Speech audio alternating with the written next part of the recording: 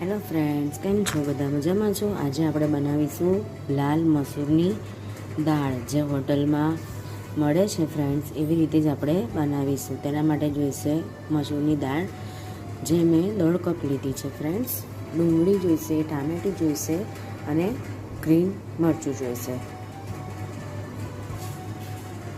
Friends, મેં 3-4 પાણીથી ધોઈ લીધી છે દાળને.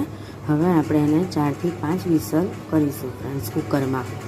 ફ્રેન્ડ્સ, આ જે ડુંગળી અને ટામેટાં છે ને, એ આપણે આ ચોપરમાં ક્રશ કરી દઈશું ફ્રેન્ડ્સ. જોઈ શકો છો, ડુંગળી ટામેટાં મેં ક્રશ કર્યા છે ફ્રેન્ડ્સ. એની અંદર આપણે લીમડાના થોડા પાન નાખીશું અને જે લીલું મરચું છે ને, એ ફ્રેન્ડ અંદર ક્રશ કરી દઈશું. જોઈ શકો છો ફ્રેન્ડ્સ, મેં મરચું અને લીમડો પણ ક્રશ કરી નાખ્યો છે.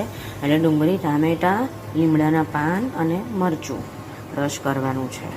જોઈ શકો છો ફ્રેન્ડ્સ, આપણી દાળ બફાઈ ગઈ છે. હવે આપણે એનો વઘાર કરીશું.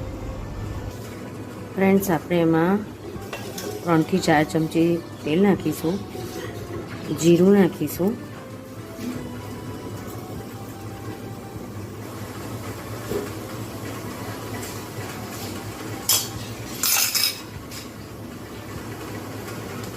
અને જીરું આવી જાય ફ્રેન્ડ્સ, પછી આપણે પેલી જે ગ્રેવી કરી હતી એ નાખીશું. એને સાતરીશું આપણે ફ્રેન્ડ્સ ધીમા ગેસે 5 થી 10 મિનિટ સુધી. જો આપણી ગ્રેવી સંતળાઈ ગઈ છે, તમને તેલ ઉપર દેખાતું હશે.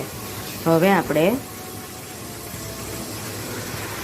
આ ફ્રેન્ડ્સ મેં મસાલા લીધા છે બધા: મીઠું, મરચું, હળદર, ધાણા જીરું અને ગરમ મસાલો. એ આપણે થોડા પાણીમાં મિક્સ કરીને એને પેસ્ટ જેવું બનાવી દઈશું, જેથી આ જે ફ્રેન્ડ્સ નાખીશું ને, તો સેમ જ હોટલ જેવો કલર અને ટેસ્ટ આવશે.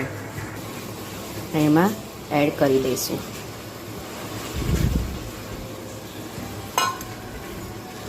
હલાવીશું એને 5 મિનિટ સુધી, જેથી આપણા બધા મસાલા ગ્રેવી સાથે મિક્સ થઈ જાય.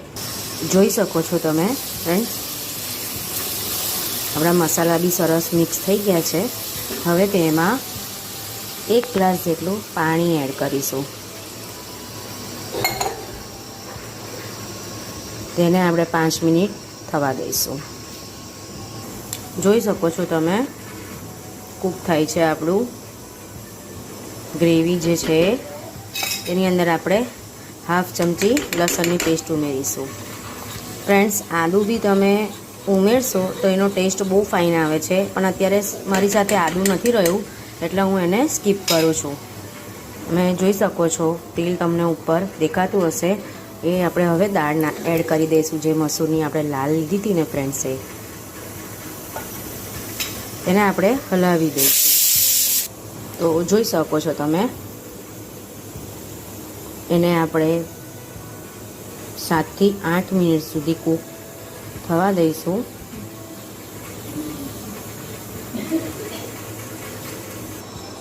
જોઈ શકો છો ફ્રેન્ડ્સ, આપણે 7 થી 8 મિનિટ થઈ ગઈ છે. તમે જોઈ શકો છો કલર સેમ જ રેસ્ટોરન્ટ જેવો આવ્યો છે, જે ધાબા પર રેસ્ટોરન્ટમાં મળે તેવો. અને ટેસ્ટ પણ તમે આવી રીતે બનાવશો તો સેમ જ એવી થશે, હોટલ જેવી. તૈયાર છે આપણે લાલ મસૂરની દાળ.